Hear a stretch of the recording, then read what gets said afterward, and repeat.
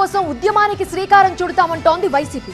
పరిశ్రమలకు కంపెనీలకు భూములు ఇవ్వచ్చు గాని దేవాలయాల భూములు ఇవ్వటం తగదంటోంది.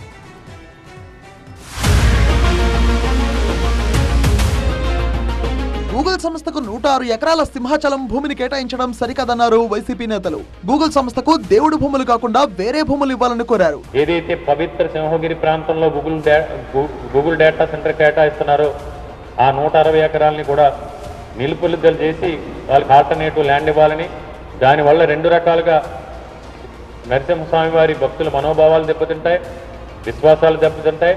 దాన్ని ఆనుకునున్న ముట్టర్లావ రిజర్వాయర్కి సంబంధించి దాని పర్యావరణ సమతుల్యత దెబ్బతినే అవకాశాలు కూడా ఉన్నాయి. కాబట్టి దీన్ని నిలుపుదల చేయాలని, పునరాలోచించాలని మేము డిమాండ్ చేస్తాం. గతంలోనూ అప్పన్నస్వామి భూములను చంద్రబాబు పలు సంస్థలకు కేటాయించారన్నారు వైసీపీ నేతలు. భక్తుల మనోభావాలతో సీఎం చెలగటమాడుతున్నారన్నారు. ఇది 100% కూడా చంద్రబాబు నాయుడు గారు చేస్తుంది. సింహాచలం శ్రీ వరాహ లక్ష్మీ నరసింహస్వామి గారికి శటగోపం పెట్టే ప్రయత్నం చంద్రబాబు నాయుడు గారు చేస్తున్నారు. చంద్రబాబు నాయుడు గారు ఇదే విధంగా పెట్టుబడులతో దేవస్థానం అప్పన్న స్వామికి గతంలో ఇదే విధంగా 2-3 సార్లు ఆల్రెడీ స్వామివారికి ఈయన శటగోపం పెట్టడం జరిగింది.